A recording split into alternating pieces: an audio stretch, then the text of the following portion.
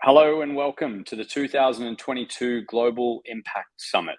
We're in East Asia today. My name is Patrick Brothers, co-CEO of HolonIQ, and I'm joined by Massarow Shen, Marketing Director at Taiwan's Institute for the Information Industry. Welcome, Massarow. Thank you, Patrick. Thank you for having me. Really excited for this conversation. Obviously, I know a lot about III, but I'm keen for others to learn more and also to ask further questions. I'm going to hand over to you and take the lead on the presentation. I'm going to jump in with questions along the way. So over to you, Massarow. Yeah, thank you so much, Patrick. Thanks for you and HolonIQ having me to join this East Asia Virtual Summit. So before we go into the further about Taiwan EdTech product and the marketing, so I would like to give you an overview about what is the III is and how is our organizing to helping the Taiwan EdTech market. So first of all, actually, III actually is one of semi-government organization in Taiwan since 1979. It's been over 40 years right now.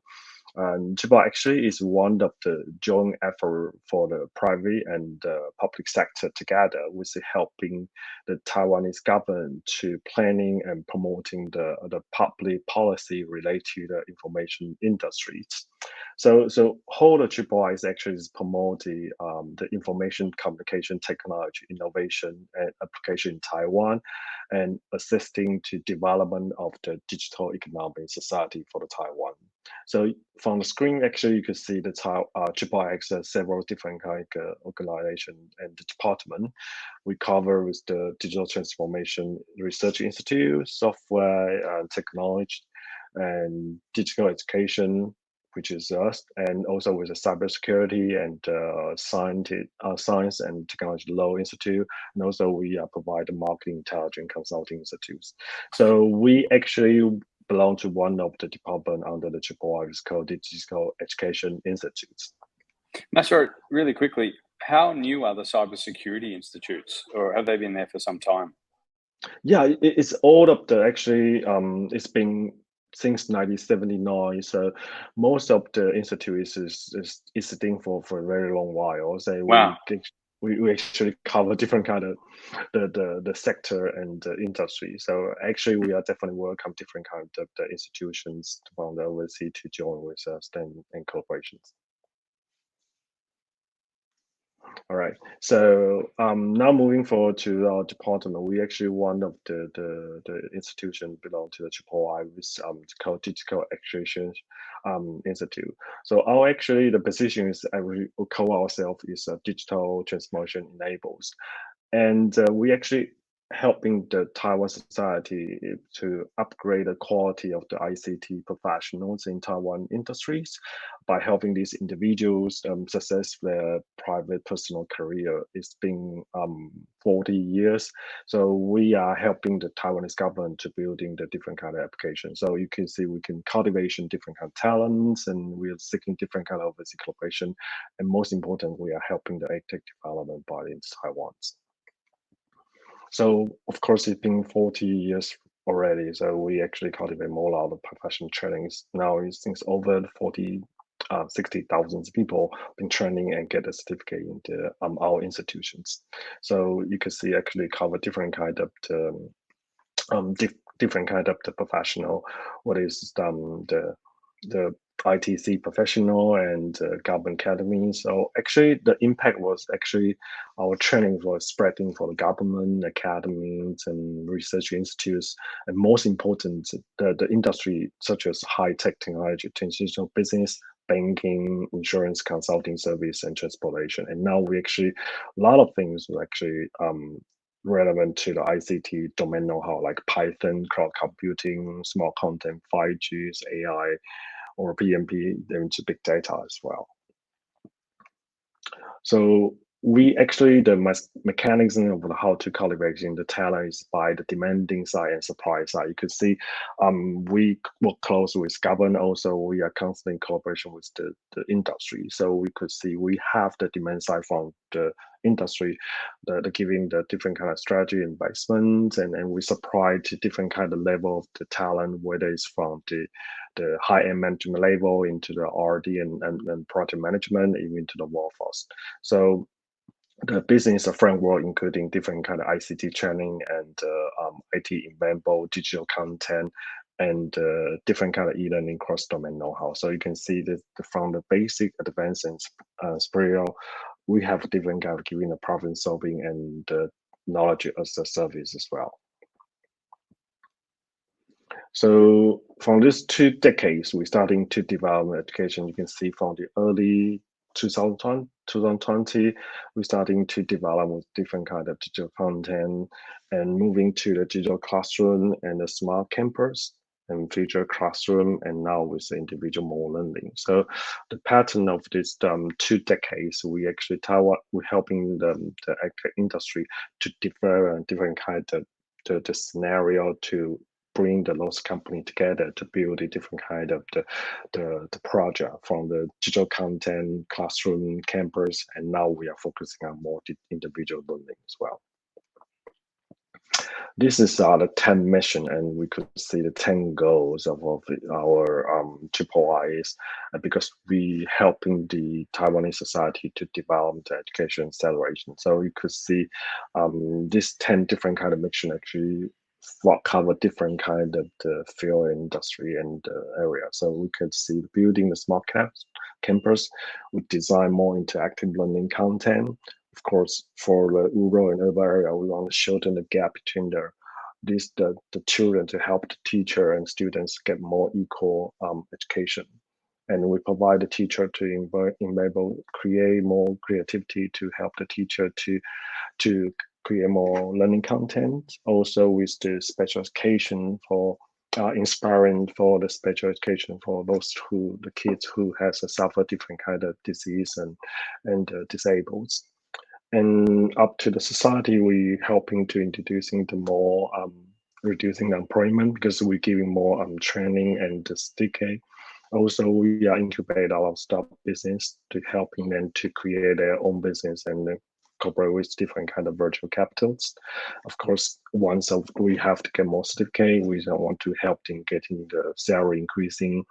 And of course, nowadays it's all of the ESG and the social innovations accelerations. We're helping the society and the business to create more like contribute to the society.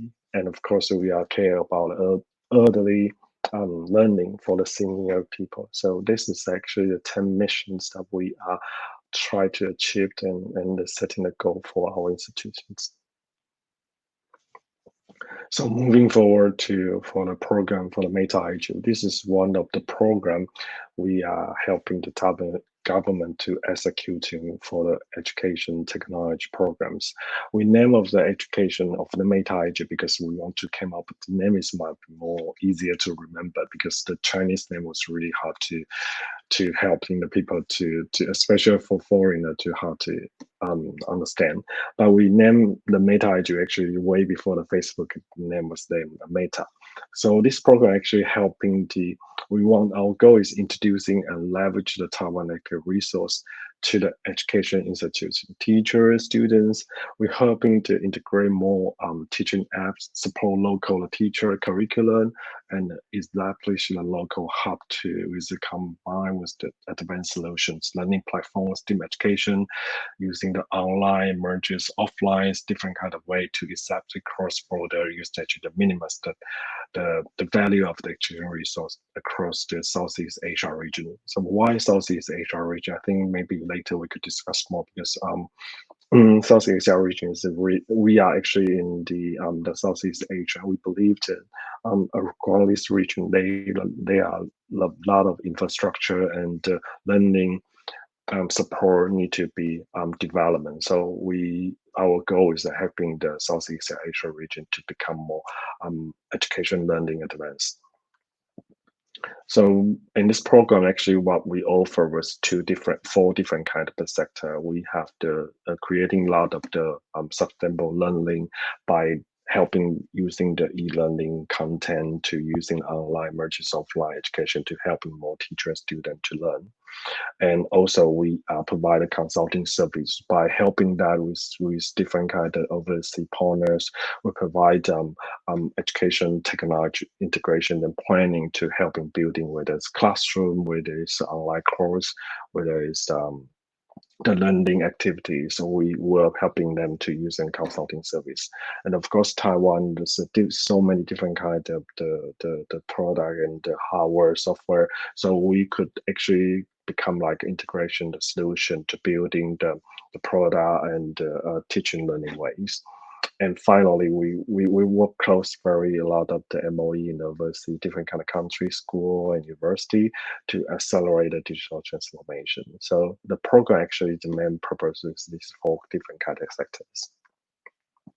So big data, our project actually was down for in different kind of the region in Southeast Asia. So we could see in the Indonesia, when we build a lot of different kind of smart classroom, and now it's over 4 classroom and 1 vocational in Vietnam. And also we have because of the pandemic, we build also helping to build a lot of different kind of studio. In Philippines, we have built a studio in there to helping the teacher and students to have more online learning, going to studio and using the online content and the video streamings. And also in Vietnam, because they are eager very learned about STEAM education. So we build some of the tutoring services by helping the teacher to understand more about STEAM tool and products.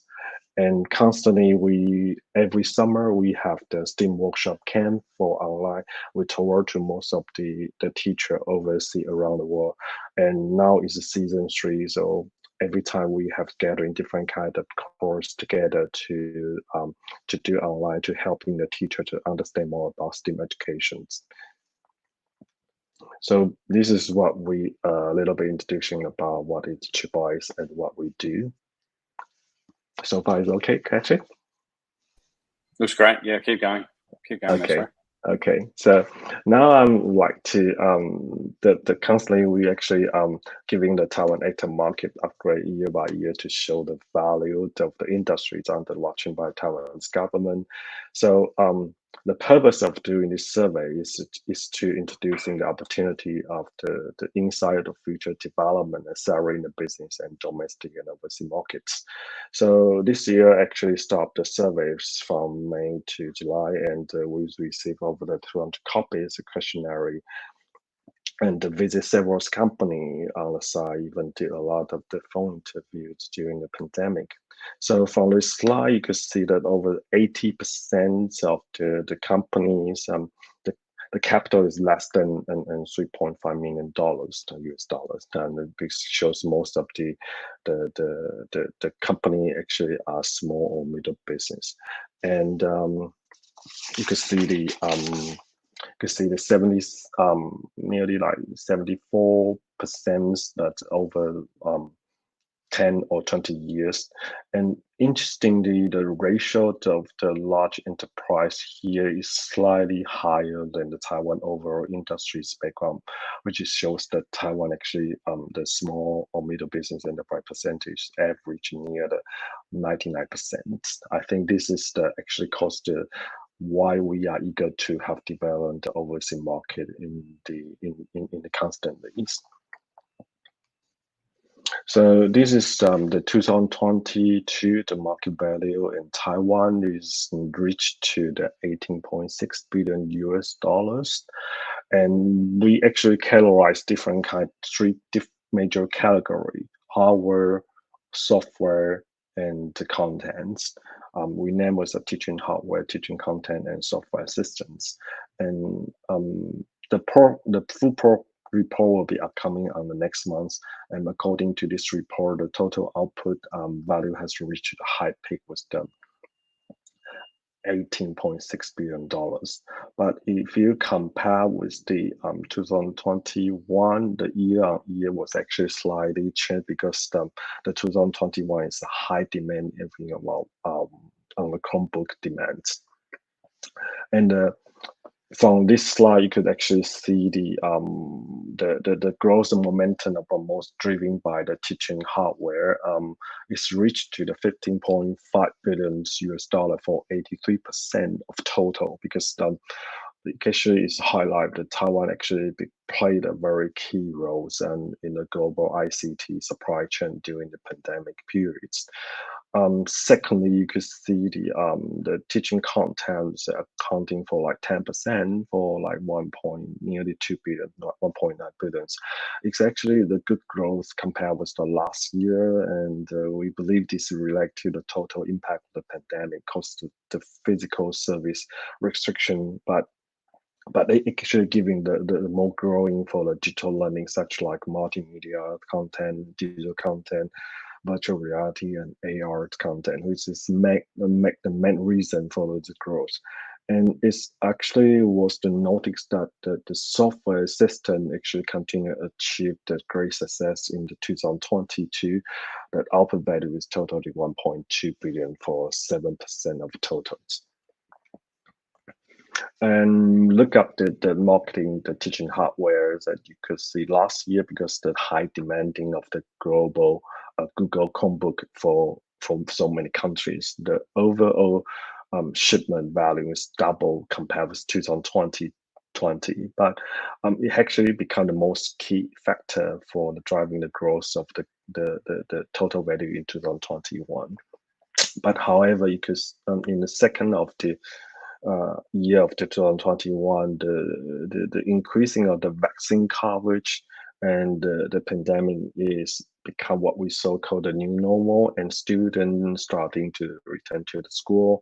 The demanding of the Chromebook is starting to decline, and the school returned to buy the interactive whiteboards, projector, large interactive flat panels, video conference, and the camera as well. It's increasing the digital environment enhancement. So the ICT equipment has nearly 90%. And it shows actually Taiwan plays very important role again for the ICT supply chains.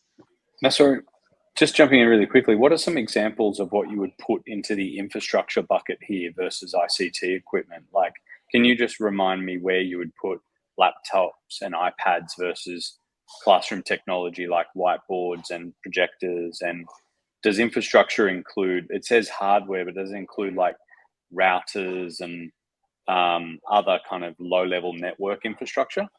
Yeah, of course, the infrastructure actually here was the most the infrastructure, because the most of infrastructure you could see the cover of the you could just like say laptop, networking, all of the equipment, because now in Taiwan most of the school they have the very fundamental purchasing budget. For example, like just like say the big screen interactive flat panels and the projectors, and those are we belong to infrastructure. But for the ICT equipment, it's belong to more student and the teacher use, which is like a document camera, laptop, what Got else? it. Yeah, the computer as well. Yeah. Yeah. So actually, infrastructure and ICT equipment, you can see the infrastructure mostly increasing because just I mentioned that the students starting to back to the school, so the school is starting looking back to how to enhance the learning environment for you, because you know the pandemic sometimes is actually caused the school to increasing more budget to purchase how to face another pandemic, or maybe not the COVID things. Yeah. So in the teaching content, just like I mentioned, the main section, the physical service under the impact of the pandemic, particularly in the K-12 sector, is deeply affected by the lockdowns, because Taiwan, in the main, we still have some lockdown there because of the COVID, and most of the enrollments and the marketing activity are affected. So the result, the growing driven by the digital learning, demanding for the digital content, AVR content, and online learning as well. So the output of value of software system in 2020 was the 1.2 billion, $1.9 billion. The slightly was actually increasing for the compared with 2020, but those integration that's really driven by the AR content learning as well. So you can see in the 2021 and 2022 actually sliding growth because of the needs of the schools for digital content and learning environment things as well. Okay, sorry, I have to put my okay. So going to the next slide, you can see the output of the software system in 2022 was $1.2 billion. The slightly increasing was near like 20% of year-on-year compared with the 2021. And both integrated platform and tool system have been seen in significant growth. And the learning management platform is still the industry's main service, like licensed software and such as productivity tools, cybersecurity software, cloud video tools, collaboration tools as well. So, and of course, the immediately feedback system also become one of the mainstream service during the pandemic. So the distant learning experience accumulated over the period of time will gradually return to the teaching side. So we believe that the people will be rethinking the way of the virtual and the physical learning activity and move forward to the hybrid learning in the future educations. So let's moving forward to the major customer. You can see the top three major customer are the enterprise, school, and individuals. And because of the work from home increasing, the enterprise sector has increased the demanding of the learning product. School resources are the most concentrated in the basic education institute. Individual users have stayed for about 23.5% in the past 3 years. And this is the overseas market for the Taiwan EdTech industry because the population and domestic market size is quite small in Taiwan.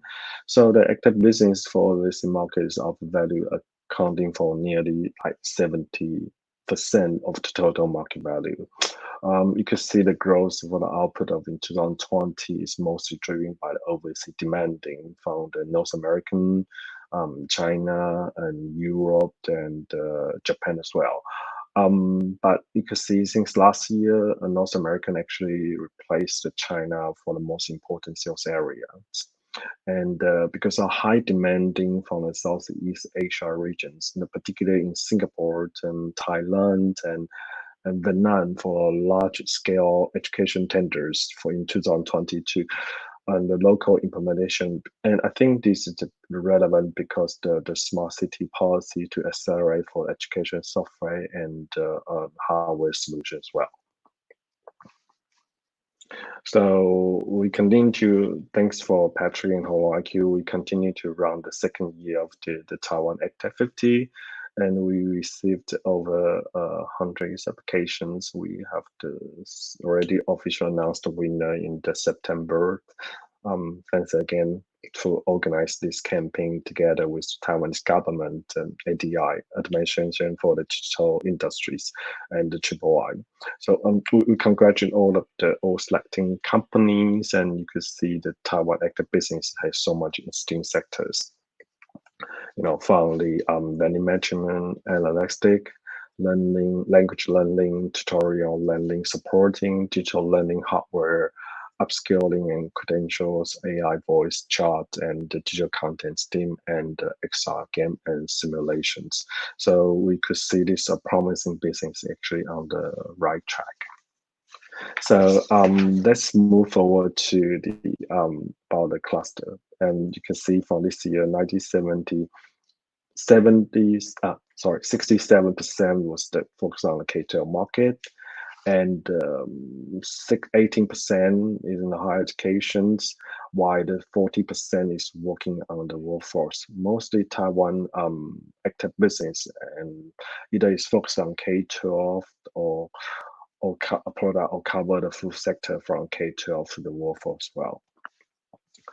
And from the winner list, you could actually see a very how to say a healthy ecosystem in Taiwan EdTech industry, cover hardware, software, content, and learning platform services as well.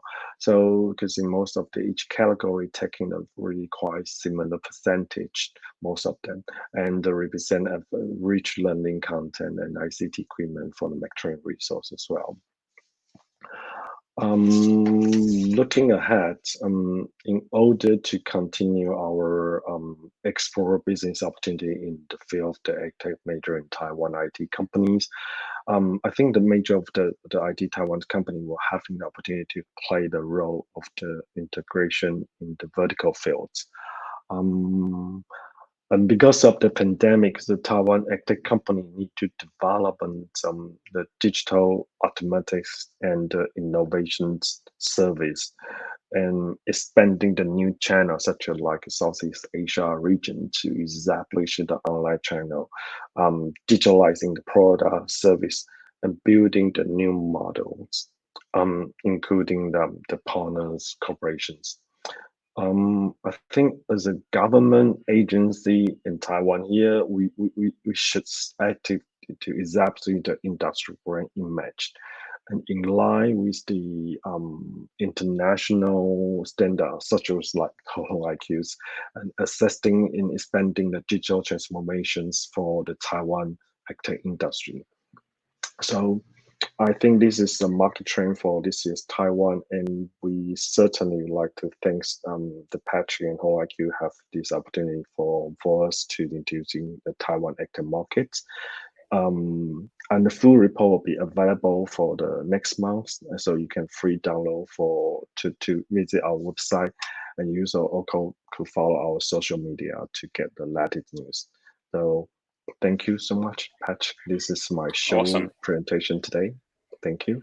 Thank you, Massarow. That was super interesting, and I can't wait to see that report. There's some fascinating stats in that slide, those slides that you just shared, and it's so wonderful to get much more granular view, and the way you've split hardware and systems and content is really, really interesting as well. One thing that I was reflecting on just through the presentation is what your perspective is on how EdTech is formed and funded in Taiwan compared to, say, what we see in North America or other Asian markets. And another topic, just to give you a couple of questions to respond to, is, you know, I think the whole world kind of watched with interest the way that the Chinese government changed their regulation and the impact that had on China.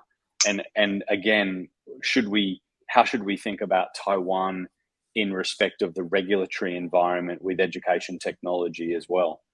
Yeah, well, thank you so much to giving those questions for me, because I actually have a lot to say about these two things. I think Taiwan, the education, what we call the EdTech industry, actually from, I think it was like 20 years ago, because Taiwan is popular on the manufacturing. You see lots of OEM, lots of the manufacturing, but starting those big companies starting to have to forward to different kinds of industry, whether it's the education, financial, and the different kind of areas. So the OEM manufacturing starting to how to build this company, how to product becoming like total solutions.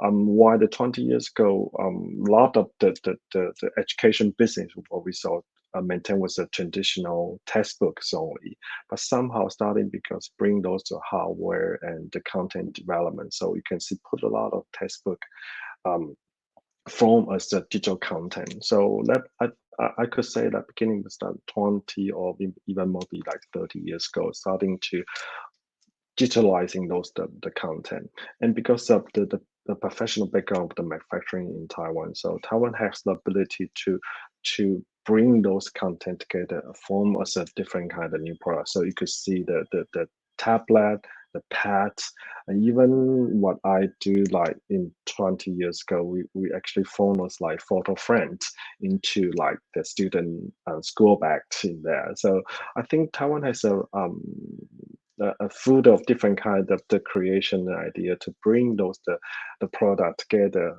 to present in the school environments. I think we stood this is the ability for that, but somehow I think in Taiwan market, because the population and market size is quite small, so we actually you can see the final report that majority of the market value actually have depending on the export in the overseas, but somehow we're finding still very difficult because most of the manufacturing in Taiwan, the factories in China, right? We can never use like that. So sometimes the China regulation, if you compare with the software and the platform, China definitely have the advance about to increasing the product and play because of the population and the usage of the users. Because so every time when different kind of brand in China, if they launch their product, definitely they have the advantage about the users and advantage.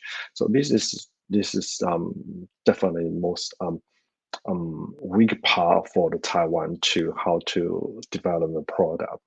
And but our advantage in Taiwan, because Taiwan has so many different kind of variety of product, and in Southeast Asia, after I go into a different kind of country, in whether it's like in Vietnam or Indonesia or Philippines, they are more appreciate about the Taiwan product is more equal quality, focus on particularly in the hardware. They are very appreciative about the quality and the service for the Taiwan partner and the company. So we are constantly to develop different kind of the product in the Southeast Asia regions. But if we talk about the Taiwan and China, the market size, unfortunately, because the China market is bigger than the Taiwan. So sometimes I think in the education market, I think our weakest part is because we are most of the business is small or middle business only. So sometimes we are more focusing on a domestic market, and we kind of lacked of the international talents, and of course the overseas market strategy. So those are the things we need to pick up in the advance. So government actually plan this program by helping the industry company to have more opportunity to have the overseas China cooperation. So somehow we are still working on, but this is something that between the China and the Taiwan, different kind of the background things. So I couldn't say that we have the definitely greatest advantage, but somehow because we our creation and variety of the product, it gives us a more strength to helping us to develop the overseas markets. Fascinating. So interesting.